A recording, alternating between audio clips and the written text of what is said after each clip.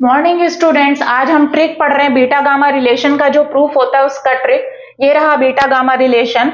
मुझे प्रूफ करना है बीटा गामा रिलेशन को, तो हमको पता है गामा एन से स्टार्ट होगा पहला स्टेप। अब गामा एन का स्टैंडर्ड फॉर्मूला नहीं लेंगे, ये होता है स्टैंडर्ड फॉर्मूला। इसमें z का इंटू करेंगे, zx हो जाएगा। z का इंटू है इसलिए z की पावर n का भी इंटू करेंगे। ये आपका स्टैंडर्ड फॉर्मूला नहीं, अदर है। ये पहला आपको स्टेप याद रखना है।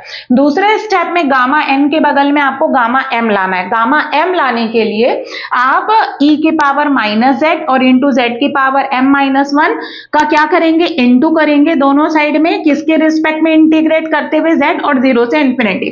तो 0 से इंफिनिटी ये। अब dz क्यों लिए, z क्यों लिए, क्योंकि यहां पर ऑलरेडी x है, तो ये गामा m में कन्वर्ट हो गया। राइट साइड में आप एडजस्ट करेंगे z वाले को, dz वाले को और dx वाले को। dx में कौन जाएगा, 0 से इंफिनिटी x की power n minus one dx, और e का पावर z का पावर ऐड होगा, तो कुछ इस तरीके से कन्वर्ट हो जाएगा। अब मैंने देखा gamma m into gamma n, तो राइट साइड में क्या लाना चाहिए, beta mn into gamma m plus n। तो इसका मतलब है एक गामा m प्लस n बनेगा और एक बीटा mn बनेगा। गामा m प्लस n यही बन सकता है, क्योंकि देखिए e की पावर माइनस जेड, जेड की power m plus n minus one dz अगर होता तो गामा m प्लस n बन जाता, लेकिन इसके साथ 1 प्लस x है, तो मैंने सब्सटीट्यूशन किया z इंटू 1 प्लस x को y से।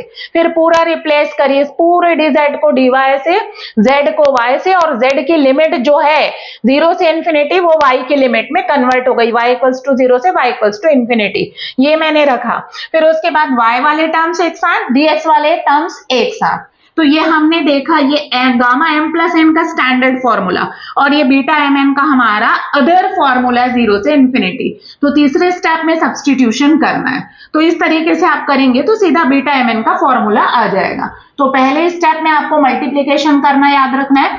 दूसरे स्टेप में, पहले स्टेप में ये स्टैंडर्ड फॉर्मूला, दूसरे स्टेप में मल्टीप्लीकेशन, और तीसरे स्टेप में सब्सटीट्यूशन। ये आपको याद रखना है। So thank you students.